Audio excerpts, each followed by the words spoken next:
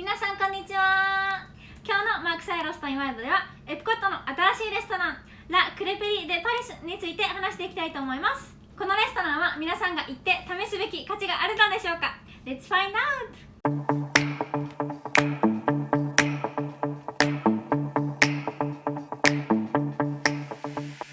それではまずラ・クレペリ・デ・パリスについて説明することから始めたいと思います。ラ・クレペリ・デ・パリスはエプコットのフランスパビリオンにあるレストランです。このレストランはレミーズ・ラティテュイ・アドベンチャーの隣に設立してあります。ラ・クレペリ・デ・パリスは簡単に言うとクレープを提供しているテーブルサービスのレストランなんですけど、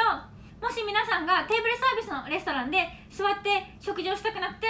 もっとパパッとクレープが食べたいという場合は、このラ・クレペリ・デ・パリスの隣にクレープス・ア・エンポーターっていうカウンターサービスのクレープ屋さんがあるので、そこでクレープを買うこともできます。そして実はクレープス・ア・エンポーターというのはクレープス・トゥ・ゴーという意味になります。さて、この2つの場所がエプコットの新しいクレープへの行き先となっておりますが、それぞれについて今から説明していきたいと思います。まずは店内の雰囲気から。ラ・クレペリ・デ・パリスはレミーズ・ラティテュイ・アドベンチャーのアトラクションのために新しく拡張されたエリアの中にあって、レストランの外装は他のフランスパビリオンの建物と完璧にとてもよく合います。このエリアはフランス式の建築とデザインがとても綺麗で、皆さんはパリの街を歩いているように感じます。しかし一旦ラ・クレペリの中に入ると外から見た豪華さと違ってちょっと皆さんはがっかりしてしまうかもしれません。というのもレストランの中はそんなに感動しない感じで、シンプルで単調という感じですね。なのでもう少しディズニー感とかフランス感とかそういうのを皆さんが探していると、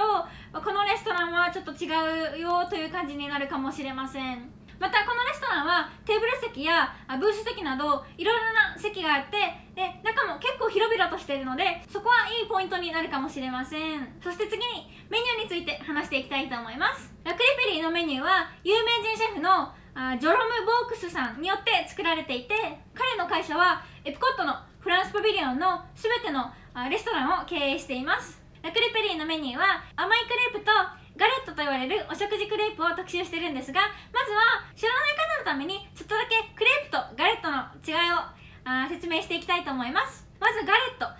はそば粉から作られていて、お肉、野菜、卵、チーズなどの食品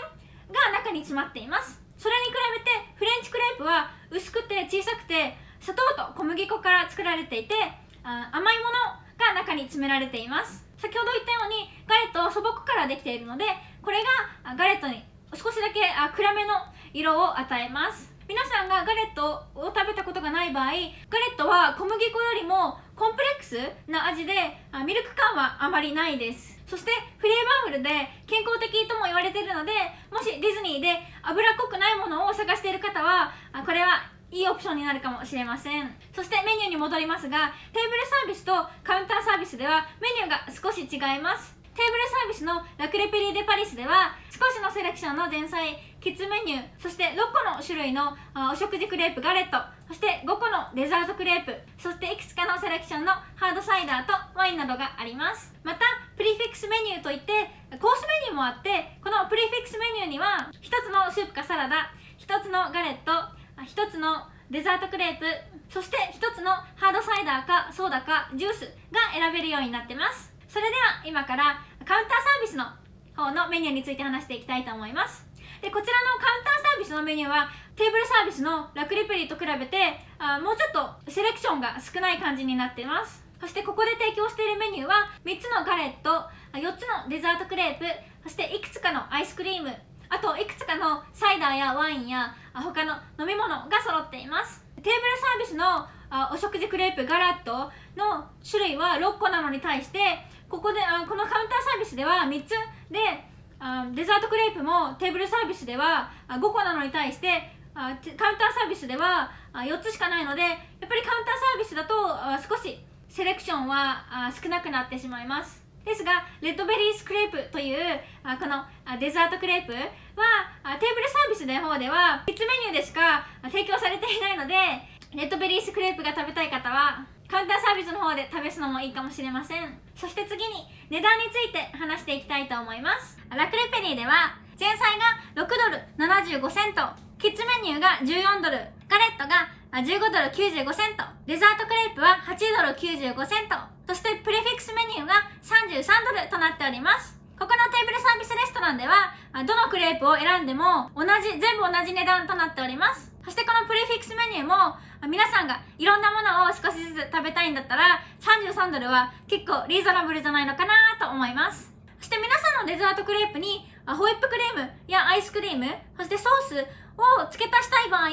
は、これらがそれぞれ$2.95となっております。そしてカウンターサービスの方では、テーブルサービスのメニューと違って、それぞれのクレープが全部違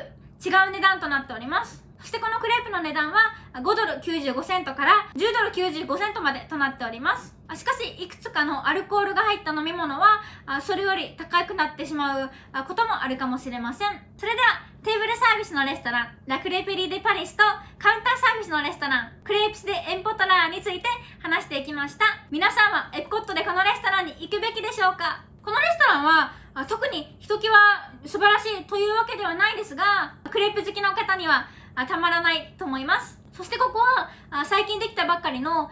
新しいダイニングプレイスなので、しばらくの間はやっぱり少し混んでいるかもしれません。エプコットでここに行かなかったら損をしてるでしょうかという質問ですが、皆さんがラクレペリーに行った方がいい場合は次のいくつかの場合になります。私は皆さんがクレープが好きならぜひ行くべきだと思います。ここにはたくさんのクレープのオプションがあり、テーブルサービスのラクレペリーではアラカルテスタイルなのかプレフィックスメニューにするのか選べるのもいいと思いますし、クレープも特にすごい素晴らしいというわけではないですが、もし皆さんがクレープファンならこのテーブルサービスのレストランもカウンターサービスのレストランも皆さん楽しんでいただけると思います。そして皆さんがフランスパビリオンでシェフ・デ・フランスのように高価でおしゃれなテーブルサービスのレストランに行きたくない場合や、レストランを満腹で出たくない場合、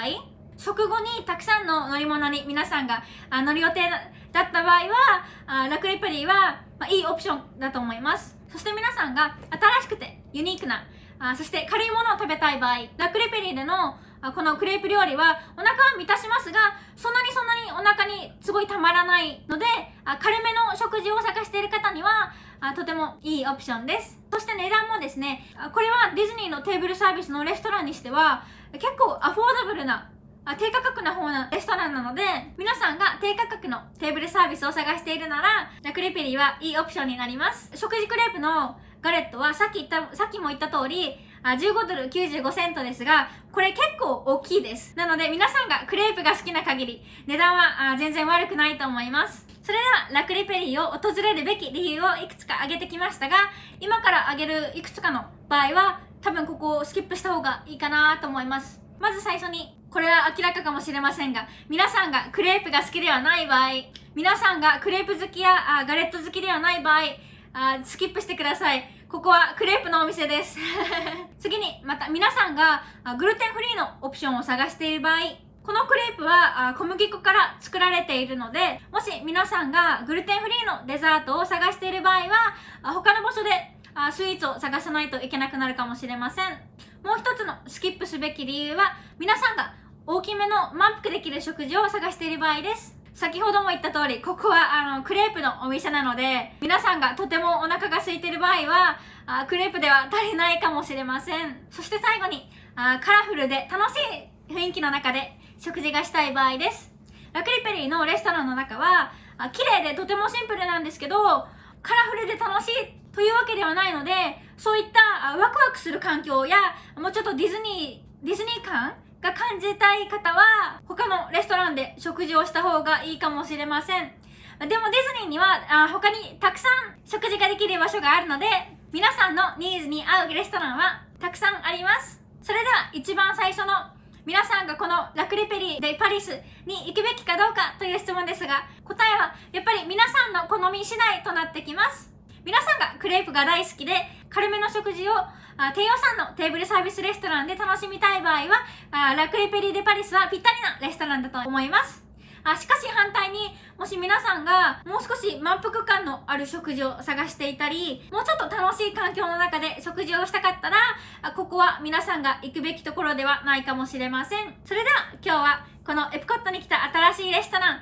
ラクレペリー・デ・パリスについて話してきました。この情報が次の皆さんのディズニーワールド旅行の役に立ててたら嬉しいです。皆さんはこのディズニーワールドのエプコットの新しいレストラン、ラクレペリー・デ・パリスについてどう思ったでしょうか？ぜひコメントで教えてください。それでは最後まで見てくれてありがとうございます。また次の動画でお会いしましょう。Make today magical! Bye!